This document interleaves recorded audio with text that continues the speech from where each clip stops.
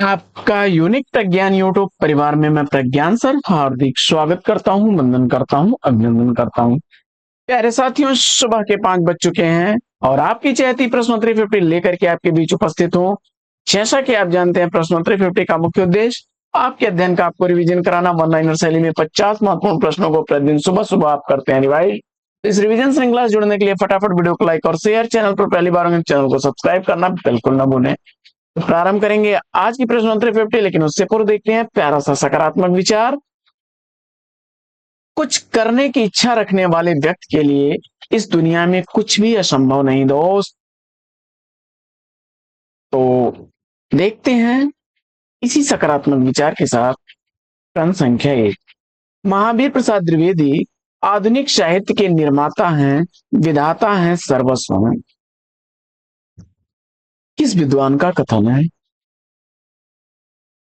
तो सूर्यकांत त्रिपाठी निराला। प्रश्न संख्या 2। पर्दे की रानी मुक्तिपथ उपन्यास के उपन्यासकार कौन है? पर्दे की रानी मुक्तिपथ यह उपन्यास इला चंद्र जोशी जी का उपन्यास है।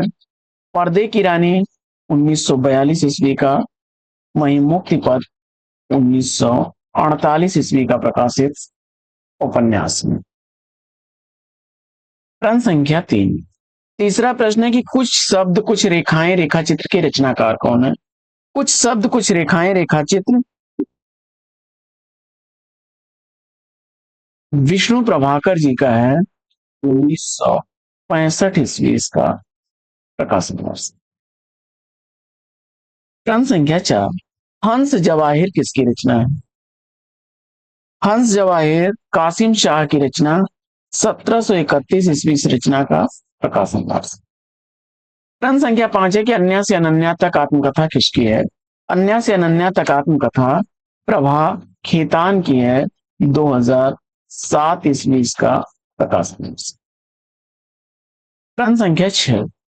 छठवां प्रश्न, कृष्ण कौमुदी इश्कलता सुजान है किसकी रचनाएं हैं? कृष्ण कौमुदी इश्कलता सुजान है सभी रचनाएं घना नंद की हैं। प्रश्न संख्या 7। योद्धा सन्यासी किसके जीवन से संबंधित जीवनी है? योद्धा सन्यासी विवेकानंद जी की जीवनी है, 1969 ईस्वी इस जीवनी का प्रकाशन वर्ष, और इसके लेखक हैं हंसराज रावत। प्रश्न संख्या 8। आठवां प्रश्न है कि आस्था और सौंदर्य आलोचनात्मक कृति के लेखक कौन है? आस्था और सौंदर्य आलोचनात्मक रचना रामविलास शर्मा की रचना है, 1961 ईस्वी इस रचना का प्रकाशन वर्ष। प्रश्न संख्या 9। चंद छंद वर्णन की महिमा किसकी रचना है? काफी रिपीट होने वाला प्रश्न, तो गंग कवि की रचना है। प्रश्न संख्या 10। कोसी का घटवार कहानी के कहानीकार कौन है? कोसी का घटवार कहानी शेखर जोशी की कहानी है। प्रश्न संख्या 11। 11वां प्रश्न है कि मुक्ति पर्व उपन्यास के लेखक कौन है? मुक्ति पर्व उपन्यास मोहनदास नैमिषराय का उपन्यास है और 1999 ईस्वी इस उपन्यास का प्रकाशन हुआ। प्रश्न संख्या 12 है कि 11 वर्ष का समय कहानी का प्रकाशन काल क्या है? 11 वर्ष का समय कहानी रामचंद्र शुक्ल की कहानी है और 1903 ईस्वी इस कहानी का प्रकाशन हुआ। प्रश्न संख्या 13। 13वां प्रश्न है कि जूठन आत्मकथा के लेखक कौन है? जूठन आत्मकथा का लेखक ओम प्रकाश वाल्मीकि हैं, 1997 ईस्वी का प्रकाशन वर्ष। प्रश्न संख्या 14 है कि अंगद का पांव निबंध के निबंधकार कौन है? अंगद का पांव निबंध श्रीलाल शुक्ल द्वारा लिखा गया, 1958 ईस्वी का प्रकाशित निबंध है। प्रश्न संख्या 15 है कि टोपी शुक्ला उपन्यास के उपन्यासकार कौन है? टोपी शुक्ला उपन्यास राही मासूम रजा द्वारा लिखा गया, 1969 ईस्वी का प्रकाशित उपन्यास। प्रश्न संख्या 16। पंत की किस रचना को प्रकृति की चित्रशाला भी कहा गया है? सुमित्रानंद पंत की कौन सी रचना है जिसे प्रकृति की चित्रशाला कहा जाता है? तो जवाब हो जाएगा पल्लव। 17वां प्रश्न, हमारे वैज्ञानिक युग की समस्या यथार्थ और आदर्श निबंधों के निबंधकार कौन? हमारे वैज्ञानिक युग की समस्या, यथार्थ और आदर्श निबंधों का निबंधकार महादेवी वर्मा। 18वां प्रश्न, रसीदी टिकट आत्मकथा की लेखिका कौन है? रसीदी टिकट आत्मकथा किसके द्वारा लिखी गई आत्मकथा है? जवाब हो जाएगा अमृता प्रीतम। 1976 ईस्वी प्रकाशन वर्ष है। प्रश्न संख्या 19 है कि बैताल पच्चीसी के रचनाकार कौन है? बैताल पच्चीसी सूरती मिश्र की रचना है। परशुराम की प्रतीक्षा काव्य रचना के रचनाकार कौन है?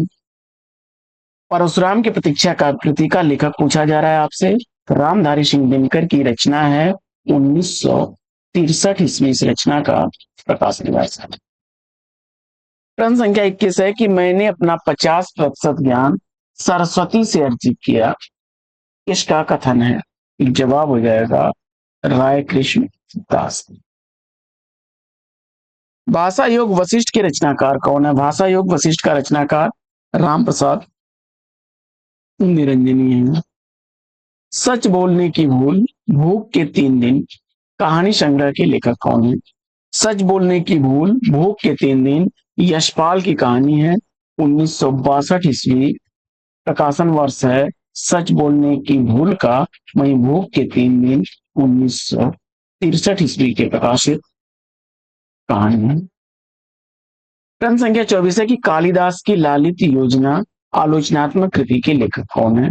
कालिदास की लालित योजना या आलोचनात्मक रचना आचार्य हजारी प्रसाद द्विवेदी जी की है। 1965 ईस्वी इस रचना का प्रकाशन। प्रश्न संख्या 25, आचार्य रामचंद्र शुक्ल के अनुसार रास पंचाध्यायी के रचनाकार कौन है? आचार्य शुक्ल जी के अनुसार रास पंचाध्यायी नंददास की भी रचना है और नवल सिंह की भी रचना है, याद रखिएगा। नंददास और नवल सिंह दोनों लोगों की रास पंचाध्यायी है। और रहीम की भी रचना है। व्यास यानी हरिराम व्यास की भी रचना है। रास पंचाध्यायी नाम से रचना करने वाले नंददास, नवल सिंह, रहीम और हरिराम व्यास।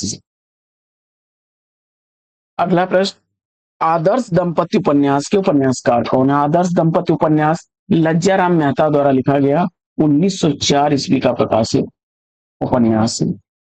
प्रश्न संख्या 27 है कि नया साहित्य नए प्रश्न ग्रंथ के लेखक कौन है? नया साहित्य नए प्रश्न नंदलारी वाजपेयी जी का ग्रंथ है। प्रश्न संख्या 28, लंदन की एक रात कहानी के लेखक कौन है? लंदन की एक रात कहानी निर्मल वर्मा की कहानी है। प्रश्न संख्या 29 है कि बाजारे हुस्न का हिंदी रूपांतरित उपन्यास कौन सा है?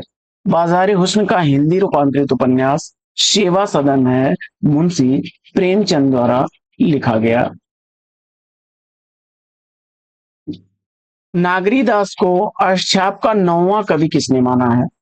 नागरीदास को अष्टछाप का 9वां कवि मानने वाले हैं मिश्र बंधु।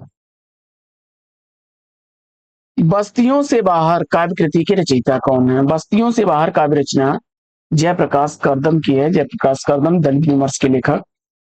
आशुतोष, शीला और घुन्नू जैनेन्द्र के किस कहानी के पात्र हैं? आशुतोष, शीला, घुन्नू जैनेन्द्र द्वारा लिखे गए किस कहानी के पात्र हैं? तो जवाब हो जाएगा पाजेब। प्रश्न संख्या 33 है कि भारतेंदु युग का साहित्य व्यापक रूप से गदर से प्रभावित है, किसका कथन है? भारतेंदु युग का साहित्य व्यापक रूप से गदर से प्रभावित है, यह कथन है रामविलास शर्मा।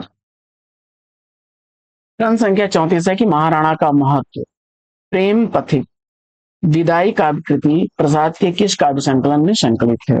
जवाब हो जाएगा चित्राधार जय शंकर प्रसाद।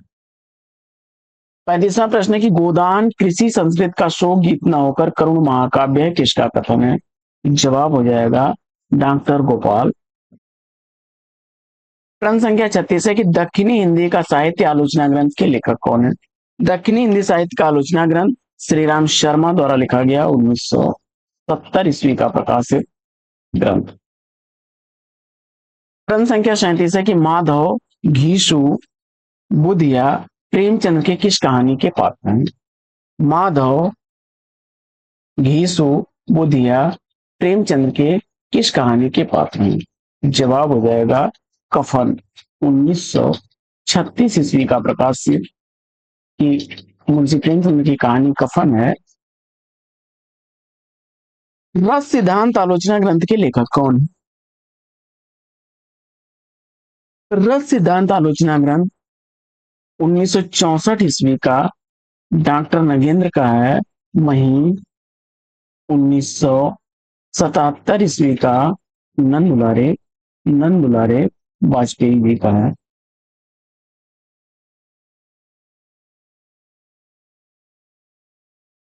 गीत फरोज काव्य संग्रह के रचनाकार कौन है? गीत फरोज काफी रिपीट होने वाला प्रश्न। भवानी प्रसाद मिश्र की रचना 1953 ईस्वी इस रचना का प्रकाश दिवस।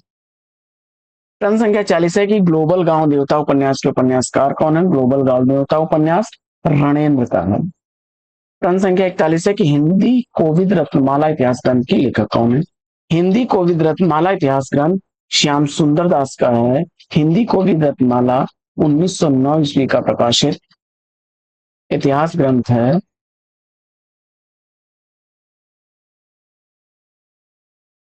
और इसका दूसरा भाग 1914 ईस्वी में प्रकाशित हुआ था। पूर्वी जगदीश चंद्र माथुर के किस नाटक की पात्र है? पूर्वी जगदीश चंद्र माथुर द्वारा लिखे गए पहला राजा नाटक की पात्र है। पहला राजा 1969 ईस्वी का। श्रेष्ठ कविता प्रबल मनोवेगों का सहज उच्छलन है, किंतु इसके पीछे कवि की विचारशीलता और गहन चिंतन होना चाहिए।